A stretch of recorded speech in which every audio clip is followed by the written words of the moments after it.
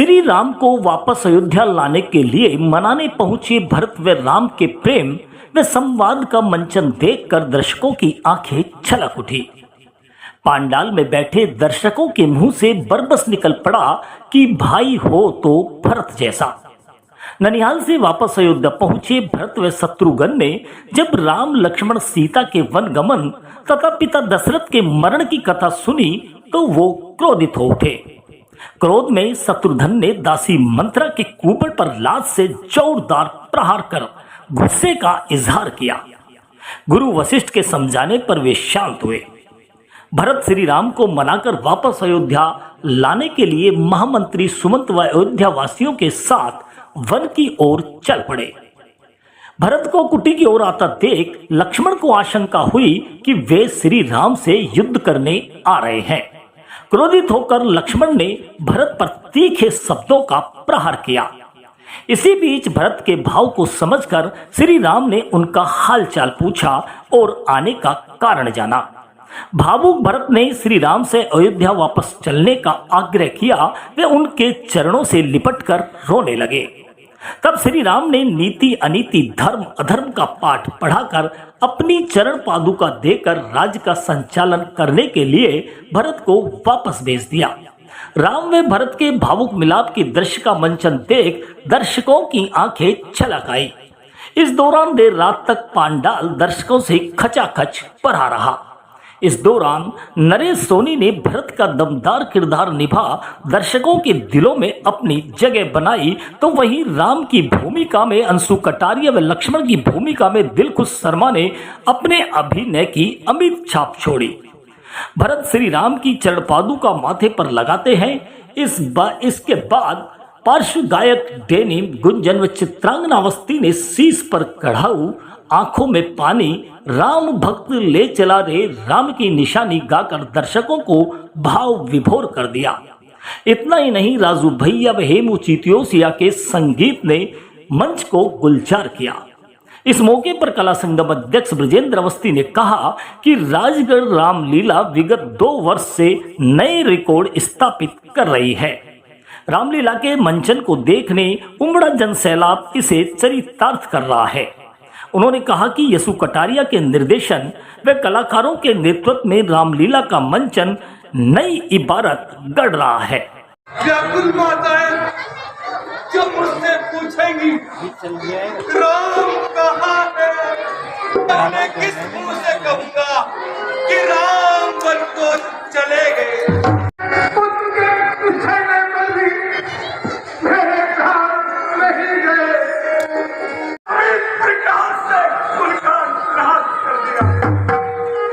यदि तेरी यही दुष्ट इच्छा थी, अब तूने जन्मते ही मुझे क्यों नहीं मार डाला।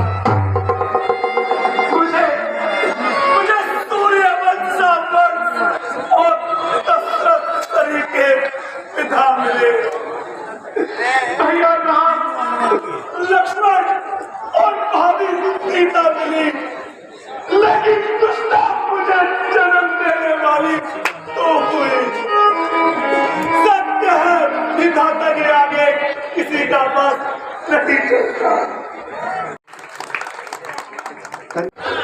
जब स्वामी हमारे साथ है और धनुष हमारे हाथ है। हे भाई मुझे आज्ञा दो। भाई को अब समझूंगा मैं।